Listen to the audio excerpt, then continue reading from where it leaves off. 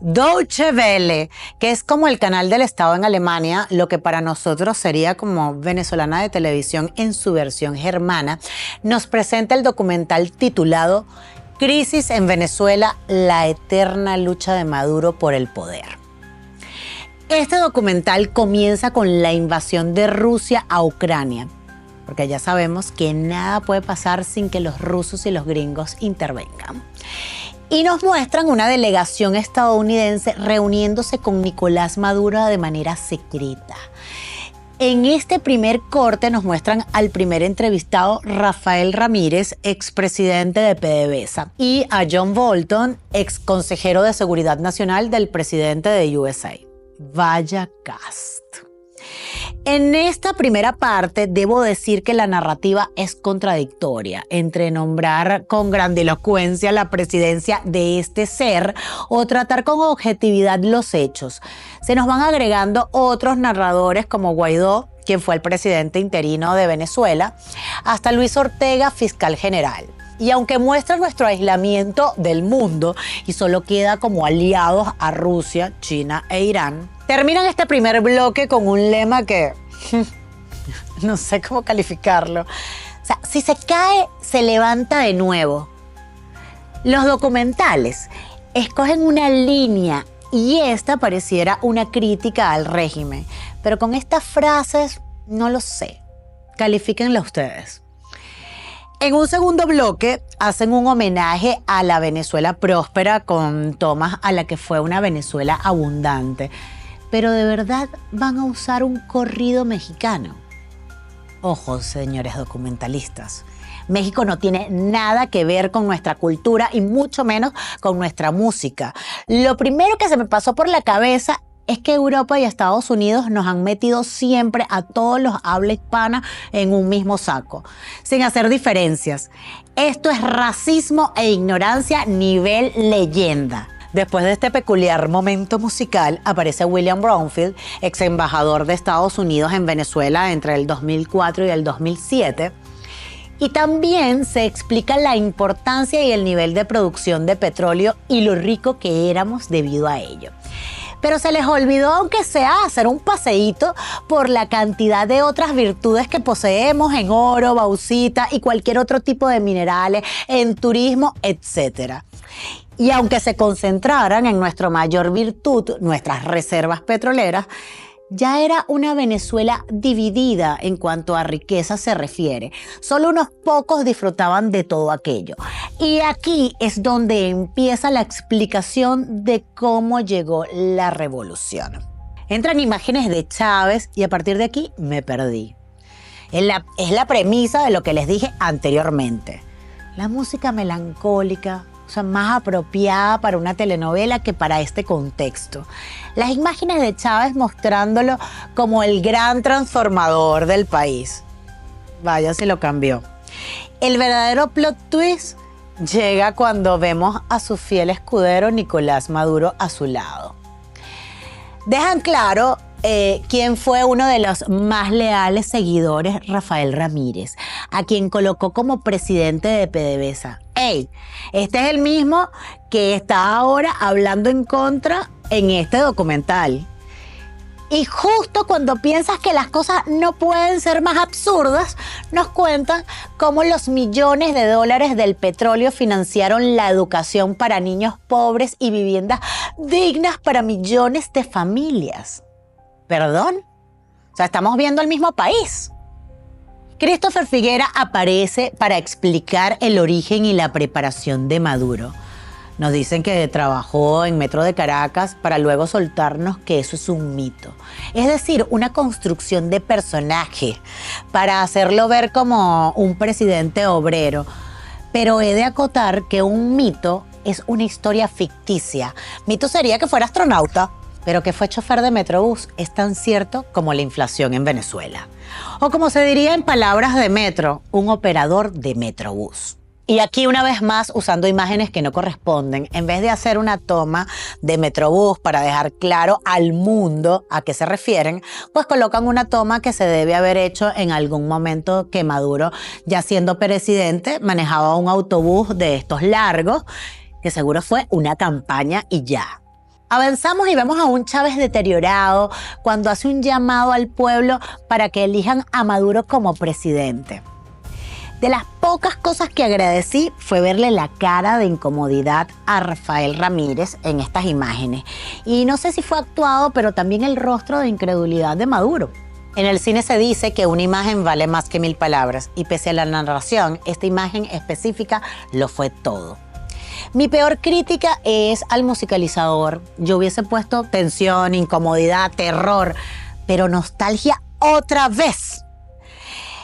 La intervención de las entrevistas de los americanos fue para mí lo mejor del documental.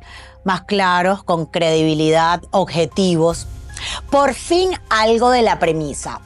William Bromfield expresa la falta de inteligencia y de talento de Maduro y que a pesar de eso se convierte en presidente, y ahí fue cuando todo se fue al traste.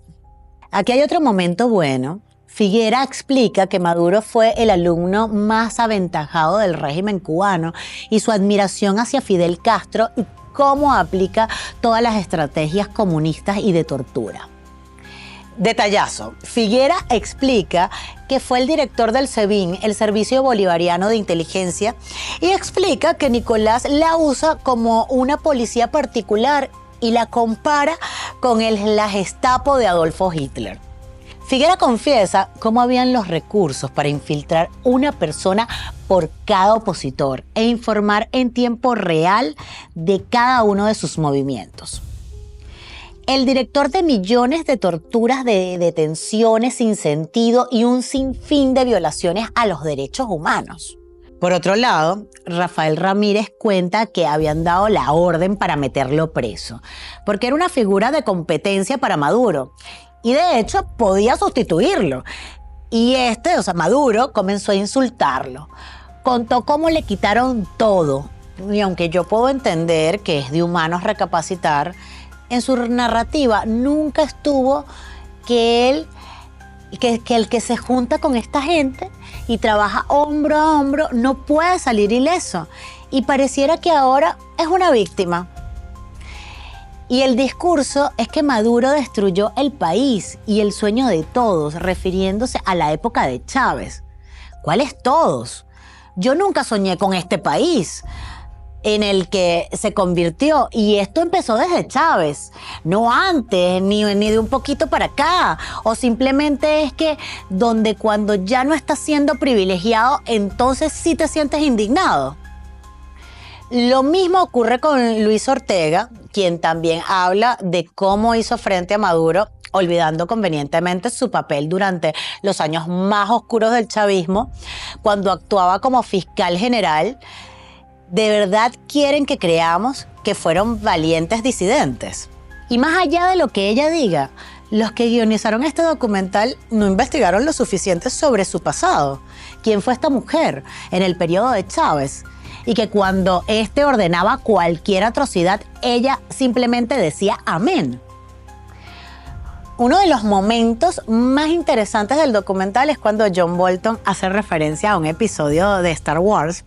Dice que alguien le dice a Darth Vader algo malo y Darth Vader usa sus poderes mentales para ahorcar a este personaje y lo mata. Y dice que eso exactamente es lo que querían hacer ellos con el régimen de Maduro. Un acierto esta frase. Estados Unidos, al sancionar a Venezuela, destruyen nuestra economía y logran una hambruna total, desabastecimiento, saqueos y una migración masiva de 7 millones de venezolanos. William Bromfield reconoce que no lo hicieron bien porque esta estrategia no provoca la renuncia de Maduro. Él nunca abandonaría el poder por su cuenta. Y es la conclusión que siento que se ha llegado hace poco. Hay que usar la fuerza. Y vuelvo al principio, se dice que Venezuela vuelve a ser lo que era antes de la revolución. ¿What? Es que definitivamente este es un documental para enaltecer al gobierno de este innombrable. Aquí otro pequeño acierto. Y por supuesto es la participación de John Bolton, y es que cuando cuenta cómo aparecieron unos drones para asesinar a Maduro en el aniversario de la Guardia Nacional y me encantó con que como una risa suave se burla de lo que dijo Maduro, que había sido Bolton la cabeza de esta orden, y dice Bolton, clarísimo y sin titubear, si hubiéramos sido nosotros, habría funcionado. Este momento es sin duda uno de los mejores del documental, cargado de ironía y sarcasmo, y por supuesto deja claro que Estados Unidos no tuvo nada que ver. A partir de lo que llaman Operación Libertad, me gustó la narrativa, porque más allá de los entrevistados hubo una muestra de lo que sucedió en 2019 y el descontento de los que estuvieron incluso de ese otro lado. Pero ya sabemos cómo terminó eso. Y para finalizar, sentí una ironía como muestran a un Figuera aterrado por lo que le pudo haber sucedido, y dice una frase como que sintió como que la muerte caminaba con él. ¿Será que este hombre recordará todos los que torturó en la tumba? Hasta la voz se le quebró. Perdón, pero yo soy una persona tan empática, me fue imposible sentirlo. El documental cierra con la Operación Libertad y el fallido intento de derrocar a Maduro en 2019, haciendo un repaso del descontento que incluso llegó a dividir al propio chavismo. Sin embargo, el mayor problema del documental es su falta de coherencia. Si bien hay momentos rescatables, como las entrevistas de Bromfield y Bolton, la narrativa en general parece tambalearse entre la crítica y la exaltación del régimen. ¿Es una denuncia de las atrocidades cometidas o un reconocimiento de la resistencia de Maduro? Al final se queda en un limbo narrativo. En cuanto a la musicalización, debo señalar que es uno de los grandes fallos. En lugar de generar tensión y dramatismo, nos encontramos con un exceso de nostalgia que no encaja con los eventos descritos. Momentos que deberían transmitir terror o incomodidad son acompañados por melodías melancólicas, creando una desconexión total entre lo que vemos y lo que escuchamos. Este documental, en el mejor de los casos, es una pieza inconsistente que no logra definirse. Si buscan una crítica sólida al régimen de Maduro, este no es el lugar. Si buscan un análisis detallado y objetivo, tampoco. La premisa se diluye entre errores de producción, elecciones musicales cuestionables y entrevistas a personajes que, más que aportar, generan dudas sobre su verdadera intención. Y aunque no debería recomendarlo, si deciden verlo, háganlo con una dosis de escepticismo. Y recuerden, la esperanza es soñar despierto, y ya estamos bien despiertos.